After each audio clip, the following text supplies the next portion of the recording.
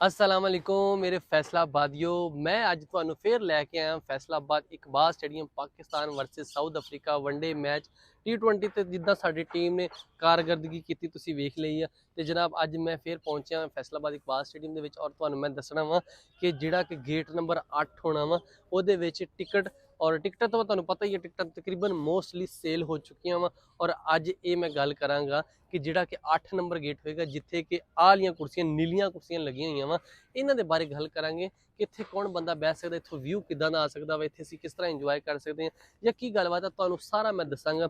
तो जनाब सब तो पहले ਅਸੀਂ ਇੱਥੇ ਪਹੁੰਚਦੇ ਹਾਂ ਤੇ ਇਹ ਜਿਹੜਾ ਇਹ ਇਨਕਲੋਜ਼ਰ ਹੈਗਾ ਜੀ Fazal Mahmood enclosure gate number 8 number gate ਦਾ ਜਨਾਬ ਇਹ ਇਨਕਲੋਜ਼ਰ ਹੈ। और कुर्सियां बड़े अच्छे तरीके ਨਾਲ जनाब VIP करके रंग रूंग कर दियां वा, सफाई भी कर दी है कुर्सियां की, हर शय नूं चंगी तरह सैटमेंट कर दिता वा। अगर विकास आंदा तुसीं देखो कि ये कुर्सियां नूं बड़े अच्छे तरीके नाल पेंट कर दिता वा, हर काम कर दिता वा ये कुर्सियां नूं। और कुर्सियां बड़ियां देखोगे बड़ियां ज़बरदस्त और बड़ियां खूबसूरत लग रही वा। और ये जो लोगों ने आके बहना वा इंजॉय करना रल मिल के, तुसीं इंजॉय करना असीं इंजॉय करना, बड़ा माहौल होएगा। और ये गेट जनाब 8 नंबर होएगा और ये कुछ फैमिली होएगी और ज़्यादातर ये जो गेट होएगा इतने फैमिली ज़्यादातर ही होएगी इस वाल इनकलोजर के, क्योंकि मोस्टली फैमिली ज़्यादा आती है तो फैमिली के हवाले नाल ये जो इनकलोजर होएगा ये फैमिली होएगी। और बाकी जो आम जो मुंडे शुंडे आने उन्होंने का इनकलोजर होएगा फिर वो जरनल मतलब 4 नंबर होएगा तो 6 नंबर तो 5 नंबर जोड़ा है वो 6 नंबर होएगा तो 7 नंबर होएगा वो इनकलोजर जलनर होएगा।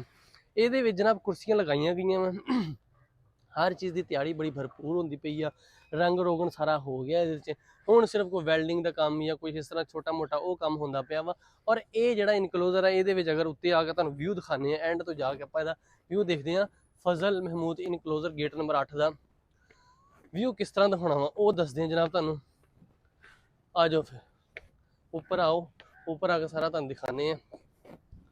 तो जनाब उत्ते आ गए हैं, उत्ते आ गए इत्थों जनाब तुसीं हुण व्यू देखो, जरा ग्राउंड का व्यू देखो तुसीं किस तरह दा आंदा पिया वा।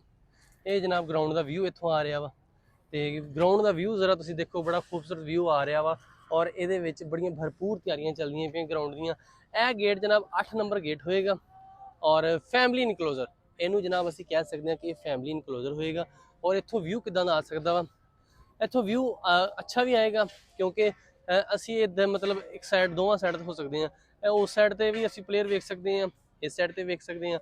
और ये एक गल ये होएगी कि जिहड़ी LCD आ वो असीं वेख सकते हैं। मकास इधरों LCD दिखा, इत्थों LCD का व्यू भी असीं देख सकते हैं क्योंकि LCD भी इत्थों तकरीबन सानूं सामने तो नहीं होनी, एक साइड वाली पोज होना उहदा, लेकिन असीं इत्थों वेख सकते हैं, देख सकते हैं किस तरह का इत्थे व्यू होना वा ते की माहौल होना वा। और बड़ा ही खूबसूरत बड़े मज़े दे नाल असीं जनाब इत्थों इंजॉय कर सकते हैं सारे रल मिल के। तुसीं ते इंजॉय करना ही है तो असीं भी इंजॉय करना ही है। तो हुण ये वाला जिहड़ा इनकलोजर है ये 8 नंबर गेट दे विच हर चीज़ की तुहानूं मैं गलबात सारी दस दी हैगी। बाकी जिद्दां जिद्दां लोग मेरे को पुछदे मैं हर शे अपडेट भी दिना वा और हर शे दिखाना। इस साइड देखो जी, इस साइड हुण सारे जिद्दां भी है ना ग्राउंड नूं हर चीज़ बड़ा अच्छे तरीके नाल तैयार कर दिता गया। हर शय नूं किसी शय की कोई कमी पेशी नहीं इस टाइम हैगी ग्राउंड दे विच कि कोई कमी पेशी होवे। सिर्फ हुण सिक्योरिटी के कुछ कैमराज लगाई जा रहे हैं और हर काम इत्थे हुंदा पिया वा।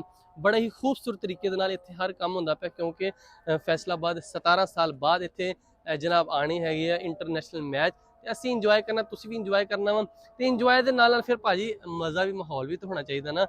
ग्राउंड नूं भरपूर तैयार किया गया जिवें कि विआह हुंदा ना, मुंडा अपने आप नूं वाहवा सेवा सुवा करदा अपनी, ते इस तरह ही फैसलाबाद इकबाल स्टेडियम नूं अच्छे तरीके नाल भरपूर तरीके नाल इहदी सेवा की जा रही है।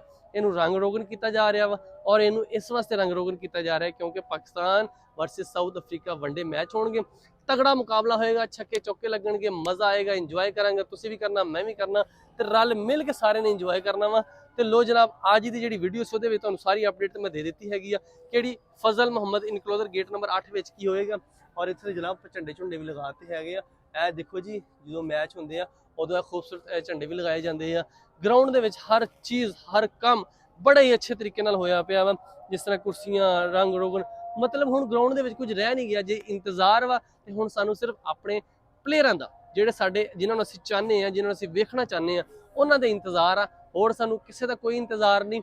ते टाइम बहुत थोड़ा वा, तुसीं भी अपनी तैयारियां कर लो, सब अपनी अपनी तैयारियां कर लो क्योंकि 4 6 8 ਤਰੀਕ ਨੂੰ ਵਨਡੇ ਮੈਚ ਹੋਣੇ ਆ। ਇੱਥੇ ਰੌਣਕਾਂ ਲੱਗੀਆਂ ਹੋਣੀਆਂ, ਗਰਾਊਂਡ ਫੁੱਲ ਹੋਣਾ ਵਾ ਤੇ ਤੁਸੀਂ ਟਾਈਮ ਨਾਲ ਜ਼ਰਾ ਪਹੁੰਚਣਾ। ਜੇ ਟਾਈਮ ਨਾਲ ਪਹੁੰਚੋਗੇ ਤੇ ਟਿਕਟ ਇੱਥੇ ਤੁਸੀਂ ਜਨਾਬ ਵੜ ਸਕਦੇ। ਜੇ ਟਾਈਮ ਨਾਲ ਨਾ ਪਹੁੰਚੇ ਟਿਕਟ ਵੀ ਜ਼ਾਇਆ ਤੇ ਤੁਸੀਂ ਵੀ ਜ਼ਾਇਆ, ਤੁਸੀਂ ਵੀ ਫਿਰ ਬਾਹਰੋਂ ਬਾਹਰ ਹੀ ਵਾਪਸ ਜਾਓਗੇ, ਇੱਥੇ ਅੰਦਰ ਨਹੀਂ ਵੜ ਸਕਦੇ। ਤੇ ਸਾਰੇ ਰਲ ਕੇ ਲਾਓ ਨਾਰਾ ਫਿਰ ਪਾਕਿਸਤਾਨ ਜ਼ਿੰਦਾਬਾਦ।